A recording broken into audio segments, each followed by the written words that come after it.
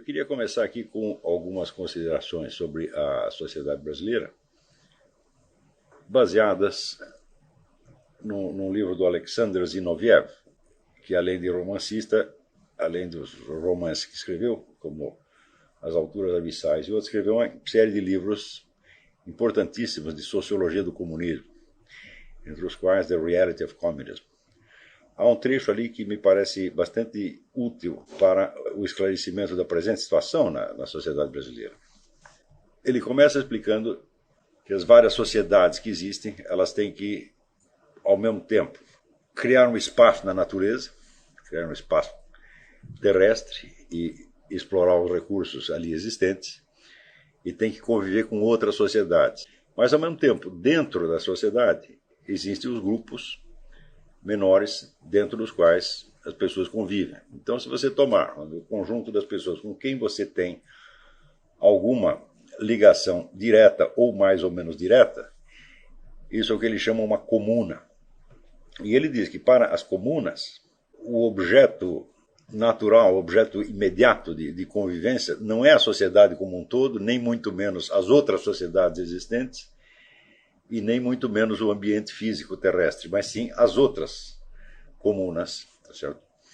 Ele diz que dentro dessas comunas, na relação entre as pessoas e na relação entre as várias comunas, há uma série de regras práticas que visam a defesa do indivíduo dentro da comuna e defesa da comuna em face das outras. E há uma série de regras práticas que são mais ou menos universais e que nada tem a ver, vamos dizer, com as leis gerais da comunidade e nem muito menos com os princípios que mantêm as comunidades coesas e que mantêm a unidade social. São regras, vamos dizer, que visam exclusivamente a defesa da posição do indivíduo e da comuna em face dos outros indivíduos e das outras comunas, e que visam, evidentemente, a obter para cada um a melhor posição possível.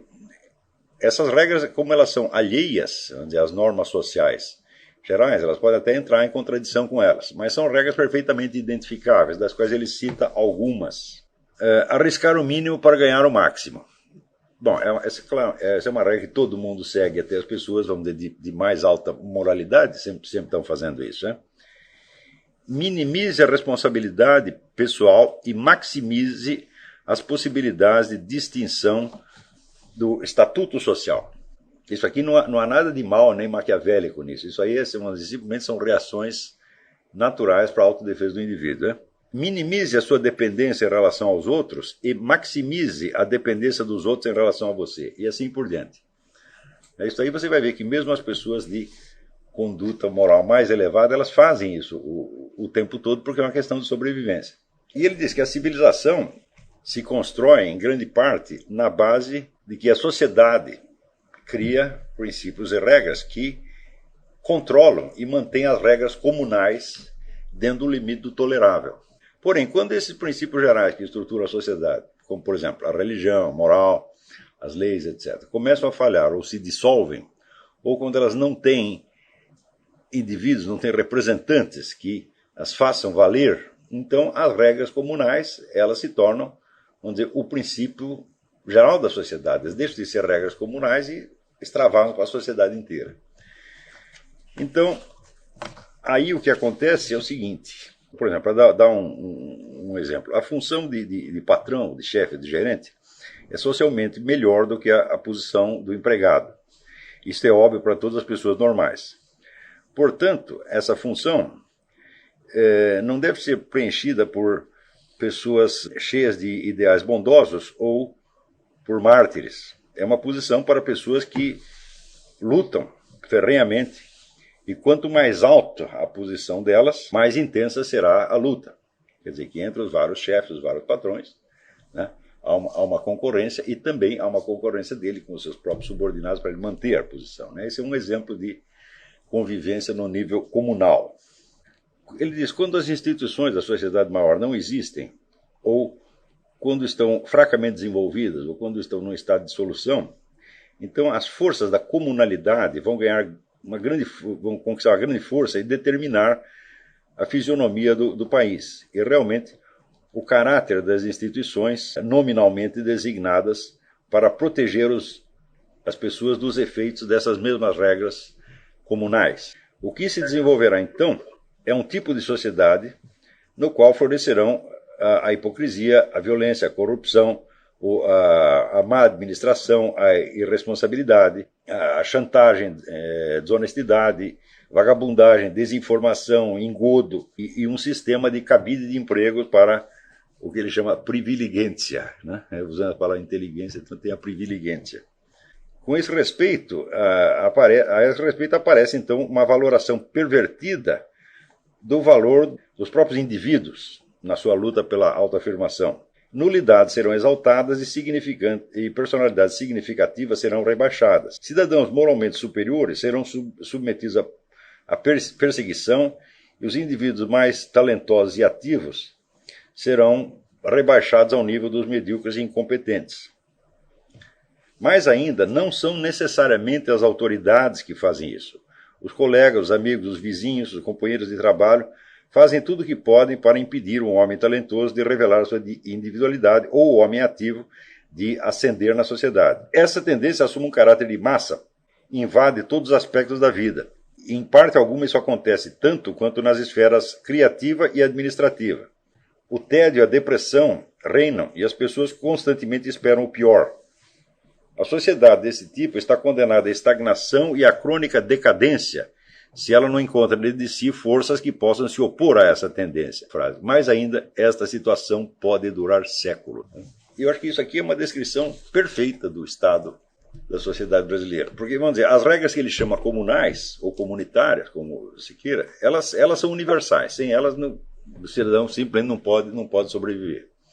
Agora, as regras mais complexas que integram grandes sociedades, evidentemente, elas têm que fazer com que as várias comunidades convivam, né, de uma maneira mais ou menos harmônica. Então é preciso limitar, vamos dizer, a luta comunal ou comunitária, a concorrência dentro da comunidade e a concorrência entre as várias comunidades. Então essas regras práticas que são quase instintivas, né, quando ele diz, por exemplo, dar a sua responsabilidade pessoal ao mínimo e aumentar a responsabilidade dos outros, isso é quase um reflexo. Você vê que mesmo uma pessoa de muito bom coração e de muito boa moralidade não pode deixar de fazer isso.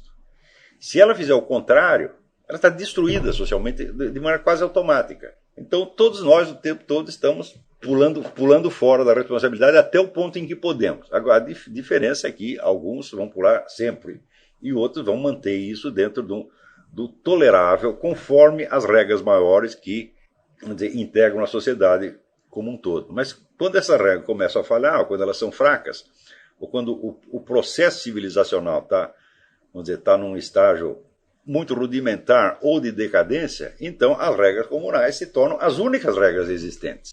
Isso quer dizer que aqueles princípios, vamos dizer, de decência, de moralidade, com que as pessoas podiam estar acostumadas numa outra fase, elas simplesmente não existem. As pessoas não são capazes de entender mais isso. Tá certo? Porque obedecer à regra comunal, vamos dizer, é assim, uma simples questão de sobrevivência. Mais ainda, o meio terrestre dentro do qual existe a sociedade, ele está longínquo para a maior parte das pessoas. A maior parte das pessoas não tem o menor contato com isso. Quer dizer, quantas pessoas dentro do Brasil, por exemplo, trabalham com agricultura e tem que, vamos dizer, contar ali com as estações do ano, com as tempestades, com a seca, etc, etc. É um número ínfimo de pessoas.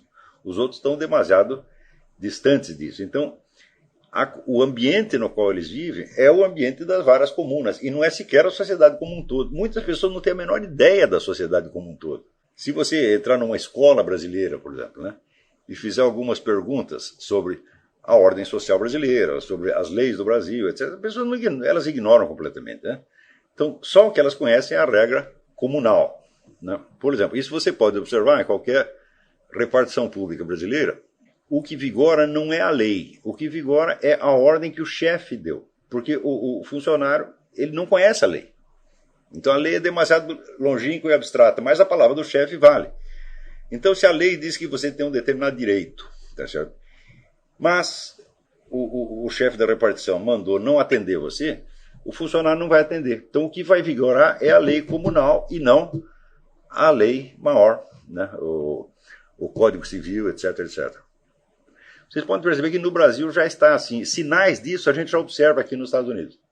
20 anos atrás não existia, né? Mas agora você já observa sinais desta efusão comunal, onde a autoridade do pequeno grupo vale mais do que os princípios que estruturam a sociedade inteira. Então, note bem que no Brasil sempre existiu essa tendência. Quer dizer, o Brasil teve algumas épocas onde houve um esforço civilizacional e que, evidentemente, correspondia, vamos dizer, a um estágio maior de integração social, quer dizer, a integração entre as várias comunas e o desenvolvimento de uma consciência da sociedade como um todo. A gente pode marcar esses períodos da seguinte maneira. A Guerra do Paraguai foi um deles. Nós podemos dizer que é o primeiro momento em que existe, vamos dizer, uma tomada de consciência nacional, que as pessoas se sentem pertencentes a uma sociedade maior e sabem mais ou menos o que estão fazendo dentro delas. Mas isso logo passou. Você vai ver outro período desses durante o governo Getúlio Vargas, com a industrialização, progresso econômico, etc, etc. Outro você vê, em parte, durante o governo Juscelino Kubitschek, com o negócio da construção de Brasília, e outro durante o regime militar, principalmente na gestão Médici, também motivado pelo progresso econômico. Então, as pessoas se sentiam participantes de uma história nacional, nesses momentos. Do ponto de vista cultural, nós podemos dizer que houve alguns momentos em que pareceu se formar uma alta cultura nacional, também, vamos dizer, ainda no tempo do Império, final do século XIX, né? Ali quando você tinha uma elite de alto nível, com Machado de Assis, Joaquim Nabuco, Oliveira Lima, etc, etc. Né? Depois também, na década de 30, quando aparecem em cena figuras como Gilberto Freire, o Sérgio Buarque de Holanda e outras pessoas, então começam, vamos dizer, entre os intelectuais, a criação, vamos dizer, de uma imagem de Brasil que podia se propagar entre as outras classes e criar um sentimento de nacionalidade. É claro que sentimento de nacionalidade é apenas uma forma específica de integração da sociedade, né? Nem pode haver integração da sociedade sem isto, mas, de qualquer modo, é um dado importante. E, hoje em dia, isso tudo desapareceu. Você não tem mais absolutamente nada. Tá certo? Então, é claro que, hoje em dia, a quase totalidade dos cidadãos ignora as leis, principalmente que as leis são muitas e são muito confusas, quer dizer, você tem um processo de apoteose legislativa. Você vê aqui só os artigos que regulam o orçamento nacional são em número de 5.500, até onde eu havia contado. Ora, quem é que conhece, então, 5.500 leis? Quem é que pode decorar uma coisa dessa? Então não pode. Isso aí só o orçamento nacional. Agora, se você pegar, por exemplo, a legislação tributária do Brasil, né, empilhar todos os livros de legislação tributária que tem novas leis, você vai lotar aí o Instituto Olavo de Carvalho, não vai caber nenhum de vocês aí dentro, né? Então, justamente por causa disso, existe uma espécie de caos legal na cabeça das pessoas. Então, isso quer dizer que a lei passa a ser um elemento distante e abstrato para o cidadão. Então, ele se apega ao quê? À norma comunal, evidentemente. Quer dizer, a autoridade imediata da qual cada um depende para a sua sobrevivência. Tá certo? Então, nessa situação, é que aparecem fatos de ordem de esdrúxula que assinalam a total falta de critério para o julgamento do que quer que seja. Quer dizer, quando você vê as pessoas discutindo, por exemplo, tão preocupadas com a corrupção e não discute os 50 mil homicídios por ano que acontece no Brasil, então você tem, evidentemente, uma inversão moral. E eu gostaria que o próprio tom moralizante das campanhas contra a corrupção denota a sua total falta de moralidade. Porque como é que eu posso me preocupar mais com um vereador que pegou um dinheiro no caixa, tá certo, do que com pessoas que estão matando aí milhares de brasileiros por ano? Quer dizer, a vida humana se torna menos importante do que um dinheiro que nem sequer pertence ao cidadão. Quer dizer, o horror que o camarada tem de quem desviou dinheiro público é maior do que o que ele sente quando, né, um desses bandidos mata uma família inteira. Tá certo? Então é claro que se trata de almas corrompidas, para as quais o dinheiro é tudo. Quer dizer, o dinheiro adquire um atrativo simbólico tão forte, vamos dizer, que o dinheiro não precisa ser nem do próprio cidadão. Quer dizer, a simples ideia do roubo, ou do desvio, da corrupção, o faz espumar de indignação, ao passo que a matança generalizada de pessoas não causa maior escândalo e é aceita como se fosse parte da rotina. Porque você tem essa violência rotinizada, e quanto mais isso se prolonga, menos as pessoas se preocupam com isso e menos elas se sentem ofendidas ou indignadas com esse estado de coisas. Então você tem o próprio tom moralizante dos discursos revela, vamos dizer, uma corrupção profunda da alma. Quer dizer, os acusadores da corrupção são talvez ainda mais corruptos do que aqueles que simplesmente desviam dinheiro, porque eles estão corrompendo o próprio sistema de pesos e medidas. Tá certo? Mas você vê aqui, dentro da esfera comunal, como diria o Zinoviev, a violência e o homicídio não é um problema, porque você não convive com homicidas. Então, o homicídio e a violência são coisas distantes. Mas os problemas ligados a dinheiro e a ascensão social, queda social, são problemas imediatos. Então, é evidente que este fenômeno brasileiro denota justamente o que está falando o Zinoviev, quer dizer que é o predomínio das regras comunais sobre as regras sociais. Muito bem. Por isso aí vocês veem que o estado de degradação que chegou ao Brasil é muitíssimo grave e não há nenhuma só corrente social preocupada com isto. Quando você vê algum sinal de que alguém está preocupado, indignado com isso, é sempre uma coisa isolada, ou então é colocado dentro de um contexto falso. Por exemplo, outro dia eu vi um fenômeno assim, extraordinário, só poderia acontecer no Brasil. Pegaram um candidato militar, chamado Capitão Almeida, e o Capitão Almeida está, vamos dizer, apelando ao voto dos militares e usando toda a linguagem moralizante, o combate à corrupção, etc. Acontece o seguinte, o Capitão Almeida pertence ao PT. Então você vê que o próprio partido, e é o partido do mensalão, lança então um candidato para parasitar a linguagem, vamos dizer, de velhos militares que estão indignados com a corrupção. Note que ele está explorando a fraqueza desses próprios grupos. Por exemplo, eu recebo muitas mensagens de grupos militares aqui. Eu vejo que sempre eles voltam à mesma tônica. Corrupção, dinheiro público, né? Tipo, a mentalidade do petróleo é nosso, né? Quer dizer, estão roubando nosso território, a cobiça internacional querendo pegar a Amazônia, é sempre aquela mesma coisa. Dos 50 mil homicídios ninguém fala, tá certo? Então você vê que este pessoal, que evidentemente não é esquerdista, não é comunista, não é petista, eles têm esta fraqueza intrínseca, quer dizer, eles também têm uma mentalidade corrompida, onde, vamos dizer, o valor financeiro, o valor do território está infinitamente acima, vamos dizer, da dignidade da vida humana. Então, por isso mesmo, eles são ludibriáveis.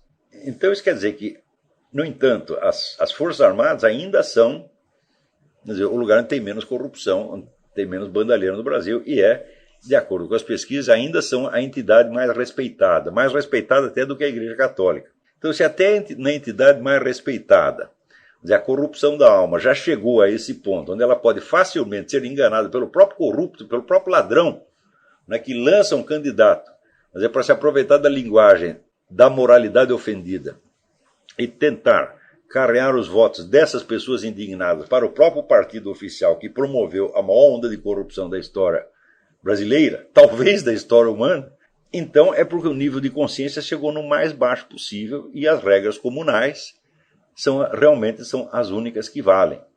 Inclusive, muitos desses protestos, você vê que são de natureza puramente corporativista, sobretudo os protestos militares.